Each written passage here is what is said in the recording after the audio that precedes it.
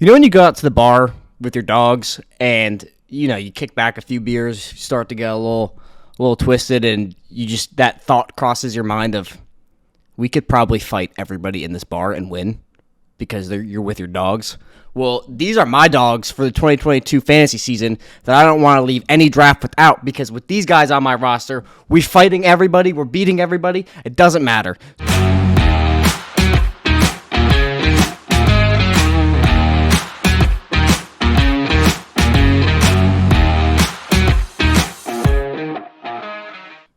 Number one dog on this list, Justin Jefferson. Now, this was kind of weird for me because I always go running back in round one, but I really am starting to believe that the RB1 is not actually being drafted in round one. The only two players that I think will finish as the RB1 coming out of round one are either Najee Harris or Derrick Henry. Other than that, I don't think any of the players drafted in the round one range are going to do it, because the statistical chance of a running back going back-to-back RB1 seasons is, I think, 3%. So with all that being said, with the Jonathan Taylor 101 talk, miss me with that. Christian McCaffrey, if it's blowing 3 miles per hour down southeast, he's going to tear his hamstring. It's just going to happen. Dalvin Cook legitimately is running with one shoulder, so I'm not drafting Dalvin Cook.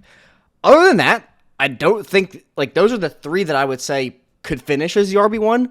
I don't think it's going to happen. So I'm avoiding them, and my number one dog that is being drafted within that range of potential picks is Justin Jefferson, because I think that if any of them have the chance, if I'm drafting that high, being within the first top 5 picks, and I think that gun to my head, I have to pick someone who's going to finish as a running back one or wide receiver one, I'm taking Justin Jefferson, because the Vikings just brought in Kevin O'Connell from the Rams, and Justin Jefferson is going to get the Cooper Kupp treatment, and Justin Jefferson is much more talented than Cooper Kupp, and he has a capable quarterback, and I will never ever say that Kirk Cousins is better than Matthew Stafford, but the point is, Kirk Cousins is able to put up stats. Kirk Cousins is able to throw for 300, 400, 500 yards in a game. I don't know if he's ever thrown for 500 yards in a game, but he could do it, I believe.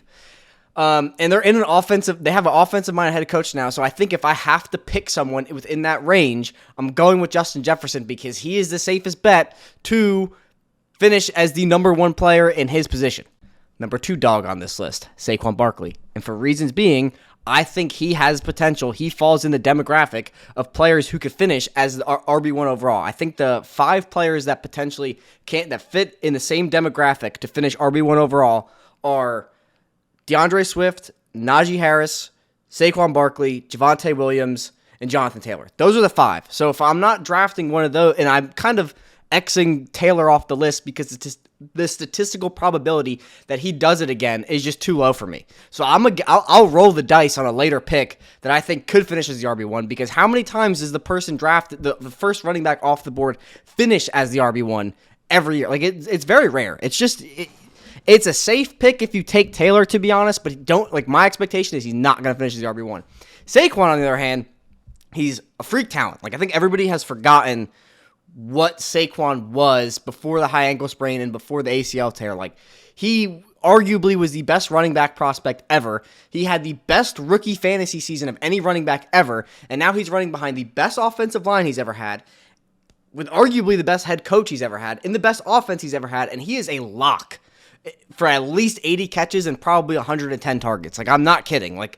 Saquon, if you're in a PPR league, I'm not leaving a draft without Saquon Barkley if I'm picking in the beginning of the first round or the end of the beginning of the second round, beginning of the first round, because I think his ceiling is just too high, and it's a perfect storm for Saquon, right? I've been kind of chirping about this all season long. It's a contract year. He's 2 years removed from the ACL. The offensive line has been rebuilt. He has good head coaches and a good offensive coordinator and Brian Daboll and Mike Kafka. This is the perfect storm for Saquon to come back and have an elite season and finish as a potential RB1. I think he's going to finish above his ADP, which is the beginning of the second round, as in, he's within the, I think he's being picked as around ADP 14. I didn't write it down because I've talked about it so much in nauseum. I'm not leaving without Saquon because he's an absolute dog. Another dog that I kind of have not shown enough love to, who I showed a lot of love to last year, is Javonte Williams. And the reason why I was kind of not all in on my dog is because of Melvin Gordon being re-signed.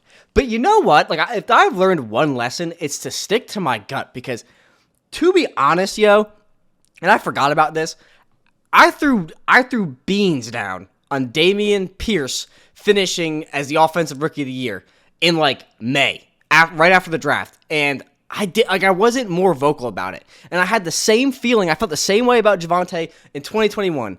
And yeah, he kind of sputtered, not because of his talent, because of the situation. This is a high-powered offense that is going to, like, Javonte is going to eat. Like, he already ate. He already ate in the last year in the passing game. He eats on the ground. Like, he cannot be tackled. And now he's in an offense that's going to be in a lot of scoring situations because they actually have a quarterback now. He's going to dominate in the red zone. Like, this is going to be a 70-30 split for Javonte to Melvin Gordon. Like, Melvin Gordon is there as insurance. He's not actually there to be a 50-50. Like, it's not going to be a 50. I don't even think it's going to be a 60-40 split. I really think this will be a 70-30. Melvin Gordon's going to come in as a change of base back. If you could get Javonte in the beginning of the third, end of the second, oh my God, dude, like, dog. Javonte is a dog. If you draft him, you're going to be happy. Dog. Next up on this list, we got Javonte Light and Damian Pierce. Damian Pierce is someone I've been super high on since the college season, and like I said, I put my money where my mouth was, but I didn't put it on the record. Like I'll literally post right here the picture of me putting money down on Damian Pierce to win Offensive Rookie of the Year. I knew this kid was going to be good. I knew it, and I knew it as soon as I watched him play against Georgia. I'm a big advocate, if you follow this channel, like, trust your eyes. Trust your eyes. What are your eyes telling you? Then you look at the statistics, and, like, you have to, like, in my opinion, the eye test has to be backed by the statistics. And when I watched Damian Pierce and checked the statistics, everything looked good. Like, I just knew this kid was going to hit. I have him in almost all my leagues. And now you're going to have to pay a premium for him, but it doesn't matter because I believe in the talent, and now Damian Pierce is being projected as a top 20 back. I believe that. I didn't project him as a top 20 back, but looking that they just cut Marlon Mack, and I believe in his talent, I believe in Damian Pierce, man. Like, I do think he's going to finish as a top 20 back. He caught 19 to 20 targets last year, so he can catch. He's a great blocker, and, like, he's just impossible. Like, he's another running back who's hard to tackle. And he had the highest PFF grade of any running back in preseason. I think it was 94.2. I'll post a picture right here. But, dude, I've believed in Damian Pierce's talent. I believe in Damian Pierce. I love the situation. It's now him and Rex Burkhead. He's going to be the 3-down back. Damian Pierce, absolute dog. This is someone that I think that nobody has really given love, and I think the main reason is it's just boring. Like, Joe Mixon is probably the most boring player in fantasy that you could possibly talk about as a content creator, and even in your draft, you're always like, ugh, am I really going to have to draft Joe Mixon here? Because the upside is like we all can agree that the upside is like meh, because he's not a pass catcher. And yeah, he's going to regress in terms of touchdowns. But you know what? Screw all that, because Joe Mixon is the safest pick you could make in the first or second round. And here's, if you're going for running back, and here's why. He didn't have an injury last year, so nothing's changing there. The only thing that might change is he probably will score a few less touchdowns. But, dude, the other most important thing that changed is his offensive line got better. They didn't bring in any new skill position players. They didn't change the quarterback. They didn't change the offensive coordinator. They didn't change the head coach. So Joe Mixon's job just got easier. Like, there's no legit... They didn't bring in competition. It's still Samaje Perine, who's just trash. There is no difference. There's absolutely no difference in Joe Mixon's situation, and people are still kind of like, ew, Joe Mixon. And I agree, because I've felt the same way, but, like, at the same time, like, as I'm coming on the end of the season, like, the last drafts that I'm going to do, the more I'm okay with taking Joe Mixon, because I know what I'm getting. I'm getting a top 10 running back no matter what. Like, he finishes the RB3 in PPR leagues last year, and, like, we're fading him because we know he's going to score less touchdowns, but his situation did not change. It got easier. The only thing is it got easier because the offensive line got better, which means bigger holes, bigger running lanes. He might catch more passes. We don't know. But I don't know, man. Joe Mixon, absolute dog. I would not be scared to take Joe Mixon. And, like, if you have to take him, just understand you're basically drafting a piece of cardboard that isn't shiny and you don't want to touch. But it will, like, it's just this one of the safest picks you can make. Joe Mixon, absolute dog. The next dog on this list is DAndre Swift. And point being, DAndre Swift, the reason why, like, this doesn't make sense to me, right? Like, I can't wrap my brain around this, and it's weird. DAndre Swift is being drafted ahead of Saquon Barkley, right? DAndre Swift has been hurt the past 2 years. I think he only played 14 games. There also is Jamal Williams there. So why is a running back who is arguably not as talented in a worse situation being drafted over Saquon Barkley, who were projecting the same role, except one doesn't have competition? All that being said, that's a complete side note. DAndre Swift, still a dog, because he is within his range of outcomes. RB1 is within that range, and I think if he plays all 17 games, he definitely could finish as RB1. He has the upside. His floor, if he just misses like 2 games, let's say, I think he's still top 10. Like DAndre Swift is someone I want to leave draft with. Absolute dog. And I mentioned, like, I don't think the RB1 is within the top end of the first round. I think it's after the first round this year. I think it's going to be either, DAndre Swift has potential, Saquon has potential, Najee has potential, Taylor has potential, but statistically it's just not there. And Javonte has potential. If Javonte is in a 70-30 split, you might be getting the RB1 in round 3, I swear. But DAndre Swift, point being, why I think DAndre Swift's a dog is like,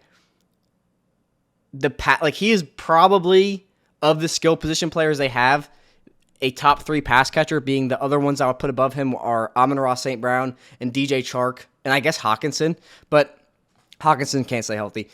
And DAndre Swift looked really, really good on the ground in the preseason. I know it was one drive or whatever. It was only a few series, but he looks good, and he has the talent to be the RB1. DAndre Swift is an absolute dog. Don't leave your draft without DAndre Swift. Pit dog, absolute dog. Michael Pittman kind of broke out last year, and he's gonna break out this year. And then he's like, you're not gonna be Michael Pittman might play himself into a second round pick next year, and I think that's gonna happen because of Matt Ryan, right? Like, the talent. I think we saw Michael Pittman's talent in more than just flashes last year, right? This year, I think it's going to be way more consistent, being they have a quarterback who can push the ball down the field, isn't as reckless as Carson Wentz, and loves to hyper-target his wide receiver 1. The only thing that kind of scares me about Michael Pittman is Alec Pierce, but not enough to where I'm trying not to leave drafts without Michael Pittman. Michael Pittman, he's going to see probably 1 million targets. He's probably going to have 1 million touchdowns. And this is an offense that, they're trying to become a pass-first offense, and I think that's why they went after someone like Matt Ryan, because they were running more of a play-action RPO-style offense last year in 2021. But now, you don't run RPOs with Matt Ryan, because where is Matt Ryan running to? If he runs for 4 yards, his kneecap might explode. I'm just saying, he's not that type of mobile, athletic quarterback that you're gonna fool anybody with that type of action. Play action, hell yeah, that's still on the table. But in the passing game, he's gonna make Michael Pittman a dog. It didn't dawn on me, as an advocate for Drake London, it did not dawn on me how bad this Falcons receiving core was until I saw all the names on paper. We knew, everybody and their mom, even my 4-week-old child, knew. He vomited when he saw the picture of this picture right here of the Falcons receiving core. If you don't leave a draft with Kyle Pitts or Drake London, you're setting yourself up for failure, and here's why. And, I haven't been a huge advocate for Kyle Pitts. I was last year because I love Kyle Pitts as a talent, but I just am not an advocate of taking a tight end that early. But seeing with how bad this receiving core is, you have to draft Kyle. You have to draft Kyle Pitts, because he's not really. He is a tight end, but he's also their best receiver, because Drake London's already hurt. I mean, he's not hurt, but he has the knee thing, and he's just as good of a talent as Drake London. He's I think Kyle Pitts is the biggest mismatch in the entirety of the NFL. I believe that. I truly believe that. And I think that we're drafting him as a tight end, right?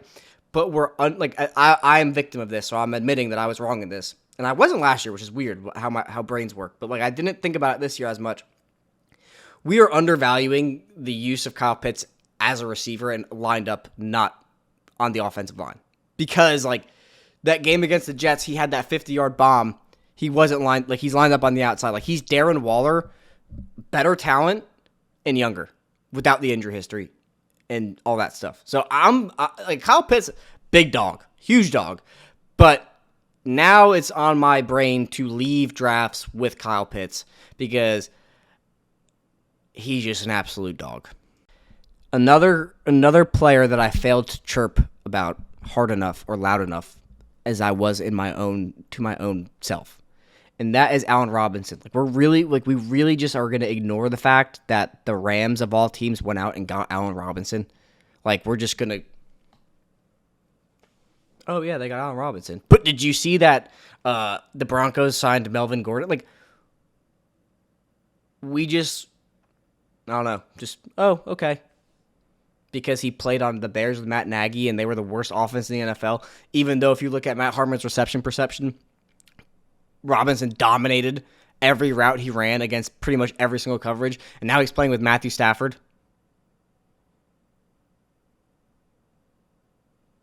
Like, I don't know. This is one where I feel like, just in my brain, like, I shouldn't have to explain this one. Like, you know what I mean? Like, there are things that should go unspoken, kind of like a rhetorical question. Like, should you draft Allen Robinson? I feel like the question should be like, yes, without having to say or explain why. Like, we should all see, oh, Allen Robinson signed with the LA Rams. Okay, he'll be on my, that should be the thought process of like, oh yeah, he should be on my fantasy team probably because he's playing with Matthew Stafford and he's one of the best perimeter and red zone wide receivers in the NFL and has been his entire life with Blake Bortles, Nick Foles, Justin Fields. I love Justin Fields, but Justin Fields and all these other schmucks. Like we're just gonna forget about this. Like it's just gonna like, pff, he's all right. That doesn't make sense to me. That makes no, like, please, if you have a case against why you're not drafting Allen Robinson or you're taking people over Allen Robinson, please explain to yourself because whatever dog you're drafted, this is the bigger dog in that round. I promise you that. This is the biggest dog you could get in round 4 or 5. Dog. AJ Dog. Quad Dog. I mean, if you're not drafting AJ, I'm not going to beat a dead horse with this. Like, if you don't know my case for AJ Dillon, I've explained it. Like, a lot of these players at this point, I've just explained ad nauseum, and I don't want to go over it again. So check. I'm not trying to push my other content. I'm just a lazy human being. I mean, AJ Dillon, and it already came out that Matt LaFleur has said Dillon is the 1A to Aaron Jones is 1A. Like, they're both going to, like, these are the two best players in this offense. Like, people are, like, still doesn't make sense to me. People are still hung up on Allen Lazard, who's not a dog. Absolutely not a dog. Romeo Doubs might become a dog, but right now he's not. He's a low dog. Christian Watson hasn't played yet. Sammy Watkins, okay. Sammy Watkins is on the Packers, okay. This offense is going to run through Aaron Jones and A.J. Dillon, and A.J. Dillon is probably going to see 250 carries, and you're getting him around 6. And, like, he was an efficient running back last year. He also outproduced Aaron Jones in the red zone last year in terms of carries. And I don't think he had as many targets, but he was close in targets in the red zone. That's the other thing. He could also catch. And, like, if Aaron Jones, God forbid, gets hurt, A.J. Dillon is probably going to be a top 5 running back week to week. I'm not kidding. That's within his range. It definitely will be a top 10 week to week, but top 5 is definitely within that range of outcomes. If he's running at the volume he's going to see and is picking up Aaron Jones' workload in the passing game, holy crap. Like, A.J. Dillon might be the biggest dog on this list. I don't know. But go ahead and draft yourself A.J. Dillon, dog. Dalton Schultz, tight end, Dallas Cowboys. I think that, and I've been saying this for a while, it's just disrespectful that he's the tight end 6 right now and people are taking Dallas Goedert over him. Like, TJ Hawkinson over him. Why? What? You want the tight end who's in a run-first offense, or you want the tight end that can't stay healthy over the player who just finishes the tight end 3 last year? Like, Dalton Schultz has broken out year after year, and we still are fading him Why? Like, it's not registering in my brain. Like, you're drafting Dalton Schultz at his floor of tight end 6. You realize that, right? Like, this isn't like me just hyping up this team. Like, no, he's a number 2 pass catching option, and you're drafting him at his floor. Like, explain to me if you're still like, Mike, you're an idiot. Explain to me what I'm missing, because it's the more I look at it, Dalton Schultz just finishes the tight end 3. Mark Andrews, I'm sorry. Mark Andrews is not 33. Travis Kelce is 33. Mark Andrews, probably going to eat. He's a dog. And then you got like Kyle Pitts, who's quarterback. Even though Kyle Pitts is a dog, he still has Marcus Mariota as his quarterback. Hawk can't stay healthy. He's not even the number 2 option on that team now, because DJ Chark is there, and I do believe in DJ Chark. And then you got Dallas Goedert, who has Jalen Hurts and is in a run-first offense. And then you got Dalton Schultz, who has Dak Prescott and is the number 2 option in that offense in terms of passing. I don't care what anybody says. Michael Gallup's not healthy. Jalen Tolbert is still a rookie. And then there's CD, who's going to eat. Dog. He could have been on this list. But you have, like, Dalton Schultz is the number 2. There's no argument. He's the number 2 in this offense, and he showed out every single year, man. Like, because Blake Jarwin is the antithesis of a dog, being that he can't stay healthy, we have now seen Dalton Schultz perform well above his ADP for 2 years, and you're drafting him at his floor this year. Dalton Schultz. Dog. Breakout dog. Brandon Ayuk. I have been an advocate on, like, being low on Debo, because I just think that, like, he's being drafted at his ceiling. Because he's not scoring 7 rushing touchdowns again. It's not going to happen. He also held out all of training camp, so he has no chemistry with Trey Lance. Brandon Ayuk has been training with Trey Lance, was the star of training camp, and honestly might pick up some of that rushing volume, even though the 49ers, half of their 53-man roster is running backs. Doesn't matter. Brandon Ayuk is a playmaker. He broke out as a rookie. Then he got put in the doghouse because he's an idiot. But he's out of the doghouse now. And he's been playing all training camp with with Trey Lance. Brandon Ayuk, I think you're going to get him in probably close to around 9 or 10. I forget. I didn't write down, but I should have. I'll post his ADP here. Brandon Ayuk, gonna break out this year. Absolute dog, jumping over people in sheesh. Trust me on Brandon Ayuk. Go ahead if you can. Like, I'm trying not to leave drafts without Brandon Ayuk, but the next guy on this list makes it kind of hard to get both of them. Kadarius Dog. Kadog Tony. I mean, this guy showed up with the Louis Vuitton visor on. What more do you want me to say about it? Like, this kid, I've made the argument over and over and over again. His accolade of being a rookie with 180 receiving yards puts him in a list of only elite NFL wide receivers. This kid is one of the best players in the entire league at yards after catch. Statistically, he just needs to stay healthy, and he's the number 1 option in the Giants' offense right now, besides Saquon Barkley, the number 1 receiver. Wan'Dale Robinson's a rookie. Everything about Kenny Golladay is just not a dog. Absolutely, he got his money, and then he went back into the doghouse and is like, I'm good. Kadarius Toney, on the other hand, is a dog. He is unquestionably the best player on the Giants' receiving corps. It's not even close. If you watch any training camp videos, read any training camp reports, when this kid plays, he's the only player people are watching on the field because he stands out. And now he's rocking a Louis Vuitton visor. So, if you don't want this dog, I don't know. But I'm not leaving drafts without Kadarius Toney because he's a dog. If you're not going to draft someone who looks at this is his reaction to being, where am I at? This is his reaction to being drafted to the NFL. I don't know what to tell you.